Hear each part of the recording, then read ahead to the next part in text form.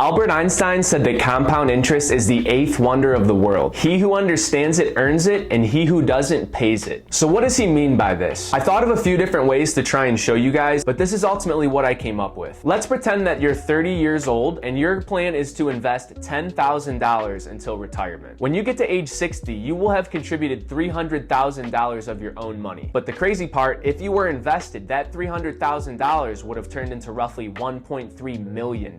Yeah, you heard me correctly, over $1 million in interest. You more than 4 times your money. But to really prove Albert Einstein's point, picture that same 30-year-old held their investments and continued to contribute until age 65 instead of 60. You're probably thinking, all right, that's 5 more years. It can't be that much more. In those last 5 years, your portfolio balance will go from $1.3 million to over $2 million.